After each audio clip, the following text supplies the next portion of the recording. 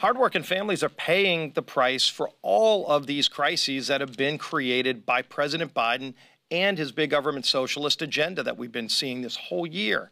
Whether it's the inflation that people are paying for every good and supply that they buy when they go to the grocery store, when they try to renovate their houses, they're waiting longer for things because of the supply chain crisis. They're paying dramatically higher, over 40% more at the pump because of the energy crisis that President Biden created. The border crisis continues to bring thousands of people a day across illegally, including people on the terrorist watch list. They won't even be transparent about the numbers, how many illegal crossings, how many people on the terrorist watch list have come across our border because of the border crisis they created by all of their far-left items. And unfortunately, when you look just last week, President Biden did a town hall meeting, and he was asked what his answer is on the energy crisis. How is he going to lower gas prices for families who are paying, in some cases, $100 to fill up their car, and then their credit card maxes out at $100 at the pump, and they can't even fill up their car on $100.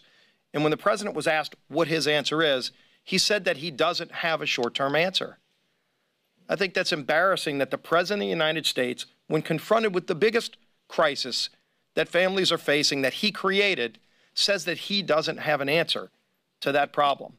Well, the good news is House Republicans do. We have an answer to that crisis.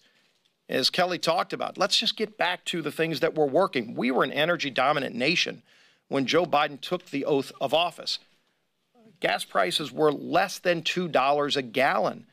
People harken back to those days. It wasn't that long ago that they were paying less than $2 a gallon for gasoline. Today, in some states, it's over $5 a gallon because Joe Biden, day one, said he wants to cancel the Keystone pipeline, but he green-lighted a pipeline for Russia. He canceled production and leases on federal lands here in America, but then he went and begged OPEC and Russia to produce more oil. And by the way, if this was all about carbon emissions, because you're going to see later this week the president get on a plane and head off to Europe, and his biggest priority is to be able to go to Europe with a massive tax and spend agreement so that he can go to brag to his European allies about how much he's wrecking America's economy with higher taxes, higher spending, and Green New Deal type proposals that will make it more and more difficult for families to heat their home in the winter because of his natural gas tax.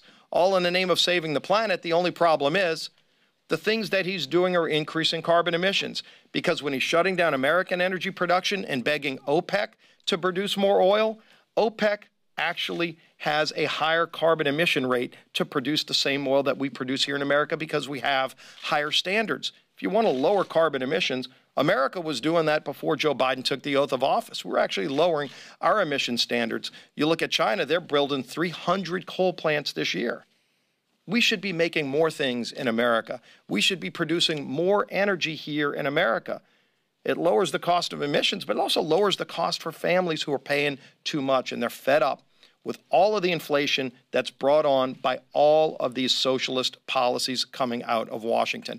And their answer is to double down and do even more of it this week with their proposals to spend trillions of dollars and raise trillions in new taxes. And by the way, a lot of those taxes are going to be paid for by middle and lower income families. The natural gas tax in their bill, that will be a tax on every family who uses natural gas, probably 15% more in their electric bill every single month.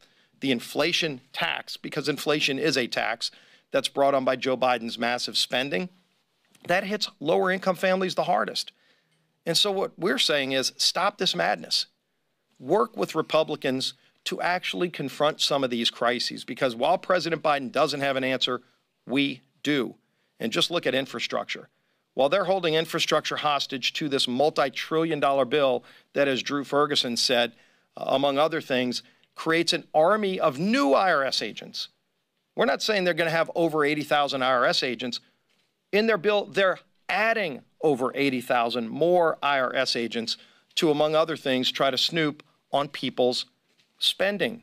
If you make over $10,000 a year, a senior on a fixed income would fall into that new trap. That is not what Washington should be doing. There was a bill that came out of the Senate unanimously last week, by the way.